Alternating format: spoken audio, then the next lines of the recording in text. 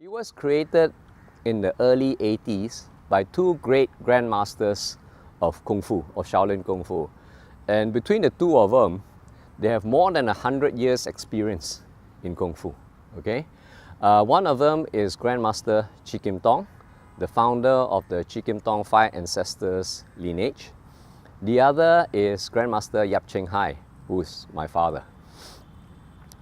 The motivation for creating this is, is the out of the forms, or rather the martial arts that's in the Nei Gong. The original Nei Gong forms in Shaolin are based on two types of Kung Fu called Wu Ji Quan, right, which means the emptiness fist, and Lo Han Rui, which means soft Lo Han Kung Fu. These two forms, they had a lot of exercises and forms. Okay, Wu Ji Quan alone had something like 72 forms. Lo Han Rui had 108 forms. So it will be impossible for somebody, a layman, who doesn't stay in a monastery for at least 2 decades to learn these things. So the motivation was to take the best of the essence of these forms, which the two masters already knew, and combine it into a more condensed manner that is easy to learn, very important, and easy to practice.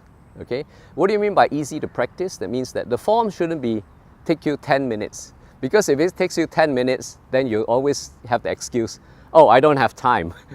But if you can only do the forms in 1 minute, 2 minutes, that excuse shouldn't happen. So what they did was took the essence of the 108 forms and the 72 forms and combined it into 36 forms. And these forms are short. They take no more than a minute and a minute and a half max to do it. Even if you do it slowly, it's only a minute per form. And these are organized into 36 forms and divided into 6 sets of each. Okay, so there's a 6, 6, 6, 6, so 6 of them. Okay, and they've been designed in such a way is that they are not dependent on each other. So you can learn, but generally you learn this one set of 6 at a time. Okay, so you can start off with the second set and then do the fourth set and come back to the first set. It doesn't mean that you have to start off with the first set, you see. So that way you can jump in at any time. Okay, so that way it's easier to learn, and it's also easier to teach because an instructor could know just 6 forms and start teaching those 6 forms. He doesn't need to know all 36 forms, you see, right? And it was created to benefit the general public because this is for modern times. People don't have the time to learn and they don't have the time to practice, and I can't afford to spend, let's say, 10 years in a monastery. So this is created for the modern times. It takes you to learn one set of 6 forms, probably a total of 10 hours of teaching time. And normally that's broken up into a weekend. We have 5 hours and 5 hours, and that's sufficient time for you to learn 6 forms. Then the practice is up to you.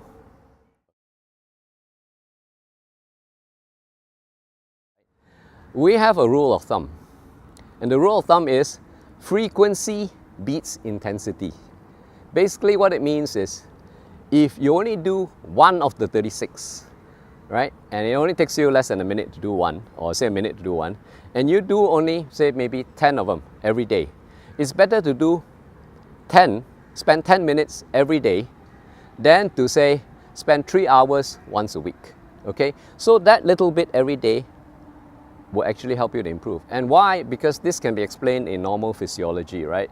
Your body needs certain conditioning, your mind and your muscles, you see. So if you do it regularly every day, even though it's a bit, it gets programmed into your body. Your neuromuscular system gets familiar with the movements and it starts aligning your meridians and your channels and so on. Whereas if you do it once a week, yes, maybe after the 3 hours it gets aligned, then after that it goes all crooked again. So you lose the benefit of the practice. So it's always better to do it consistently. And all it takes is 10 minutes a day. If you can do more, you do more. But 10 minutes a day, if you do it consistently, you will begin to see the results.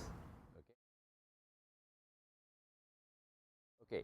When people hear of Shaolin, they tend to think of Shaolin as only martial arts. But what they forget or what they don't know is Shaolin is actually an institution that teaches three arts altogether. Of course, there's martial arts, Kung Fu.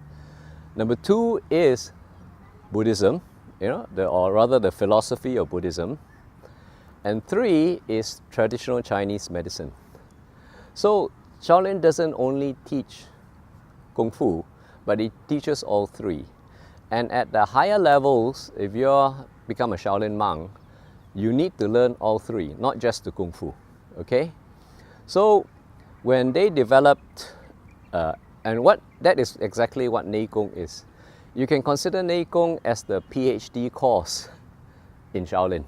So like if you consider Shaolin like a university, you have your basic degree, then you have your master's degree, and then you have your PhD degree, right? So at the lower level, you may learn the physical parts of Kung Fu, okay? But as you progress up the ladder, you get more talented and you get selected, then you're taught the other arts as well. You get to learn about the philosophy, about meditation, and you also learn about traditional Chinese medicine. Now, traditional Chinese medicine is preventive rather than curative, right? The philosophy of Chinese medicine is to seek balance. So if you balance the energies in your body, the yin and the yang, that will prevent illness. As compared to Western medicine, which tends to fix things after they've gone wrong. Chinese medicine tends to prevent things from going wrong. So Nei Gong was a combination of martial arts, traditional Chinese medicine, right? The principles behind traditional Chinese medicine, and the Buddhist philosophy of how you can maintain health in a balanced way. And that is exactly what Nei Gong is.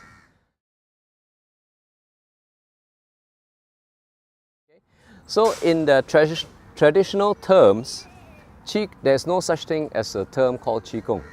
It has always been referred to as Nei Gong. And the Qigong part, which is the breathing exercises and the health-orientated part of the exercises, are always part of Nei Gong, but it combines the martial arts part. So you're not learning martial arts for fighting. But what you're doing is you're actually learning the movements of the martial arts and applying it to Qigong. Now, one of the reasons for that is because the movements in martial arts has been designed to use the externals to move the internals. So by striking a posture like this, you're actually stretching certain tendons, aligning certain meridians, and when your meridians are aligned and your postures is aligned, then your energy would flow, you see. That's why the movements are very important. They are not just arbitrary movements where you just wave your arms around, They are very precise movements. That's why the martial arts part come in.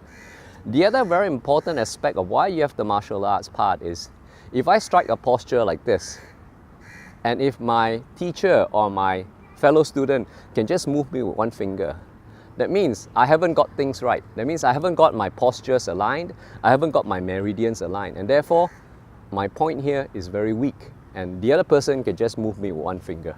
But if I stand like this, not tense, but very relaxed, and do my breathing, and the other person can't move me, that means I've got my Qigong, right? Or rather my Nei Gong right, you see. So the other aspect of why you need the martial arts part is to test or to evaluate or assess that what you're doing is correct. So without that testing, you can continue doing something wrong for a long time and it'll still be wrong. For your internals, for your, like Qigong to improve your Qi flow, your breathing and so on, it also provides stretching and toning, okay, because that's what the actions do. You're actually stretching and toning your muscles. As you know, in modern life, we don't exercise enough.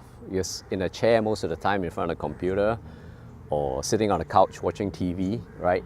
So by doing this, you actually stretch and tone those muscles which you don't normally use unless you actually actively go for exercise. That's one benefit, right? It stretches and tones your body. It also has the benefits of, as compared to other Qigong, I think that's one of the key benefits is the moves itself, because they're based on martial arts, also has basic self-defense capability. So once you're good enough, you mastered the basics of the art, the movements itself can be used for self-defense.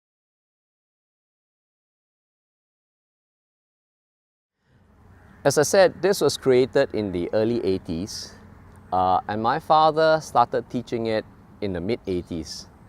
But he taught it mostly to non-martial arts people, okay? He is also a grandmaster in Feng Shui, so he had international following in Feng Shui, and he conducted seminars throughout the world, in Europe, in America, you know, even in South Africa. So whenever he taught his Feng Shui course, he also had an option for the students to learn the Neigong, the Yan Shou Gong course, you see. So a lot of his students went for it, and in fact, some of them are still practicing.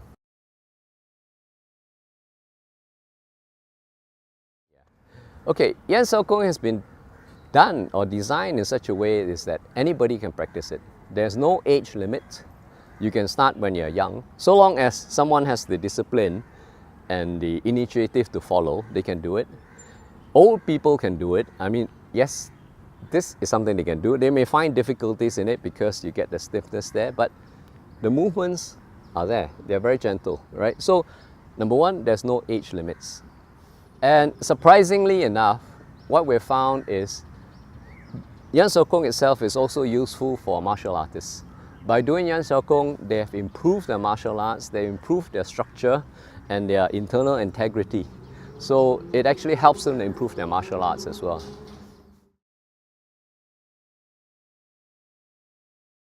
So if you push against me, see, right? I'm not doing this.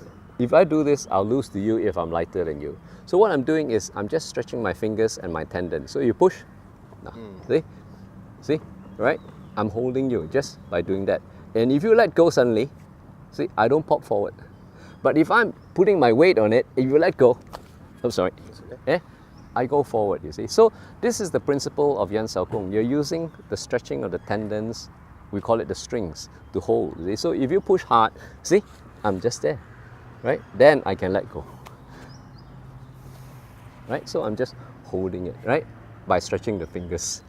So that is the principle. So when you comes in, I hold, right? And this is where I let go. You see, I'm using his force, I'm directing it that way. He's going that way, right?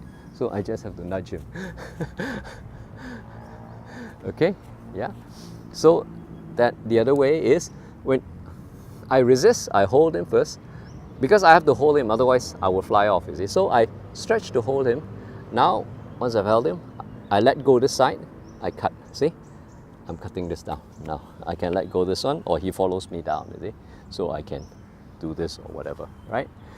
The other way is, I can also cut here, right? So, stretch, now you see, here. So once I soften up, he also relaxes, you see. He no longer pushes me, so I don't have to push against him. I just have to angle my hand, you see. You can't push against me at that angle, you see. So here, and it goes down, right? The other way is stretch, same thing, relax, I come underneath. Now you see? Yeah. So these are the martial art applications from the form. You know, it's part of it already, okay? So it's there because, like I said, this is part of Shaolin. So it has the martial arts part, it has the internal exercise part, it has the health, and everything is there. And to me, that makes Yan Shou Gong so special.